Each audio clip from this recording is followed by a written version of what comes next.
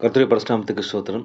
கிறிஸ்துவர்களாகிய நமக்கு நம்முடைய கர்த்தராகிய இயேசு கிறிஸ்துவ மேல யாராவது ஒரு தவறா பேசிட்டாங்கன்னா, கடவுளை புரிந்து கொள்ளாம கேவலமா பேசிட்டாங்கன்னா, இல்ல தரக்குறைவா பேசிட்டாங்கன்னா, இல்ல கிறிஸ்துவத்தை குறித்து தவறா பேசிட்டாங்கன்னா, உடனே நமக்கு ஒரு பெரிய கோவம் வரும்.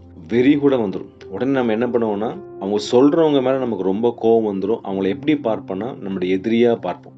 கடவுளுக்கு எதிரியா பார்ப்போம். சில பேர் பிசாசுன்னு கூட சொல்லுவாங்க. அந்த அளவுக்கு அந்த மக்கள பார்ப்பாங்க.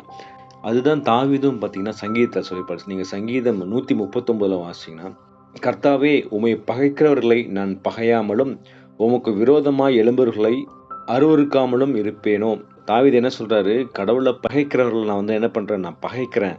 அவங்கள பார்க்கும்போது நம்ம அருவருப்பா இருக்குன்னு சொல்றாரு. அது பழைய ஏற்பாடு காலத்துல தாவீது வாழ்ந்தார். ஆனா உண்மை தேவன் இயேசு கிறிஸ்துவ நீங்க பார்த்தீங்கன்னா, அவர் சொல்லியிருப்பார் இல்லையா? நீங்க வசனம் மத்தேயு 12:32 நீங்க வாசிச்சீங்கன்னா, எவனாகிலும் மனுஷகுமாரனுக்கு விரோதமான வார்த்தை சொன்னால், அது அவனுக்கு மன்னிக்கப்படும். இயேசு கிறிஸ்து என்ன சொல்றாரு?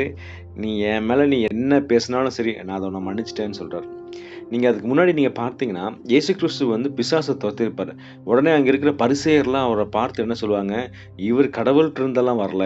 இவர் பிசாசுகளின் தலைவனாகிய பெயர்செபூவின் மூலியமாக இவர் பிசாச தொரத்துறாருன்னு சொல்லி, கடவுள பிசாசுன்னு சொல்றாங்க. ஆனா கடவுள் அதெல்லாம் பாருங்க மன்னிச்சுட்டாரு. சரி ஓகே நீ சொல்லிட்டல்ல, ஓகேப்பா மன்னிச்சிரு.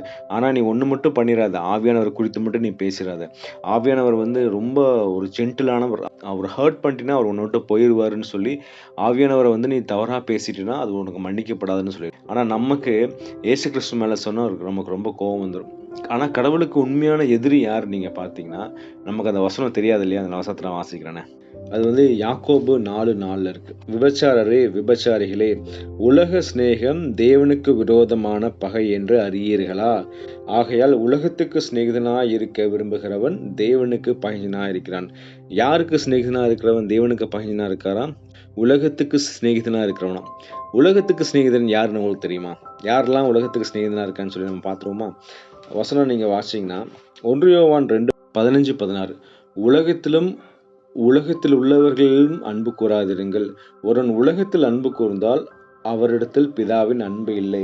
ஏனெனில் மாம்சத்தின் இச்சையும் கண்களின் இச்சையும் ஜீவனத்தின் பெருமையுமாகிய உலகத்தில் உள்ளவைகள் எல்லாம் பிதாவினால் உண்டானவைகள் அல்ல, அவைகள் உலகத்துக்கு உண்டானவைகள்.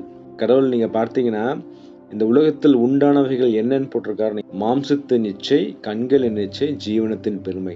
இந்த மூணும் யாரு சிநேகிக்கிறாங்களோ அதுதான் உலகன்னு கடவுள் சொல்றாரு. இந்த மூணையும் வைத்துக்கொண்டு யாரெல்லாம் இருக்கிறாங்களோ அவங்க தான் இந்த உலகத்தான்.